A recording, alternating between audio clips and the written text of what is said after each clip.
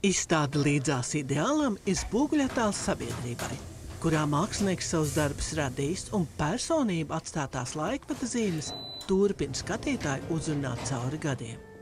Vairāk nekā 50 mākslas darbus radījuši 29 mākslinieki. Tos rūpīgā atlasē izstādē kultūrvietā Ola Foundation no dažādām kolekcijām izvēlējušās kuratoris Ilze Pīlēna un Sandra Krastiņa.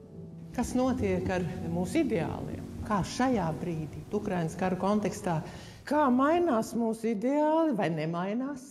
Vai ne? Un kā par to runā māksla? Un kā par to ir māksla runājusi ne tieši šobrīd, bet arī kaut kādus gadus atpakaļ. Trauksme, kara klātbūtne. Ja? Tas ir jebkurā laikā, un jebkurā laikā mākslā par to runā. Un tas mijās. Ainavas, sieviete, bērns, ieroči, mākslinieka emocijas. Ilde ir mūsu skaistākais tēls, domāju, ideāls, ap kuru tad grozās visas pārējās lietas mums apkārt. Darbu izkārtojums telpā ir kā saruna ar skatītāju, un reizē sarunājas arī paši mākslas darbi, pat dabas, sievietes un arī laika ideāliem. Man ir vairāk tādi emocionāli ļoti tuvi darbi. Tas noteikti ir šis lielais akvarēls Kristapam Ģelzim, jau dēļ tā savu formāta un sievietes tēla. Nākamais ir Ģirta Muižnieka Zirdziņš, jeb debesis, kā saucās šis darbs. 2010.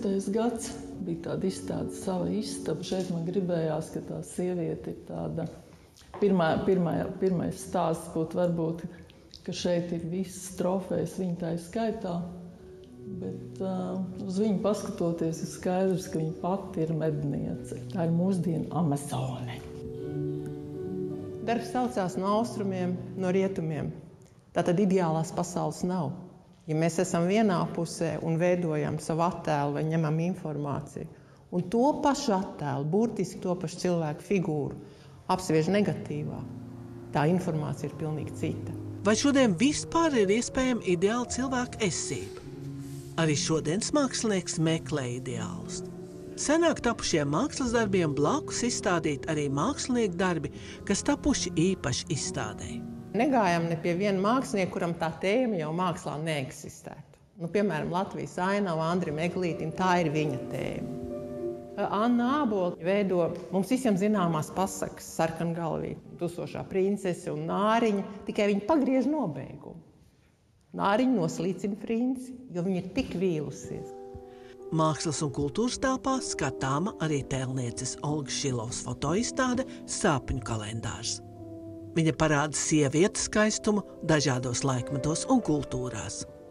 Saistoša ir arī izstāde Relikvijas 80. kultūras plakāts. Ilze Strenga, Andris Sarma, Latvijas televīzija.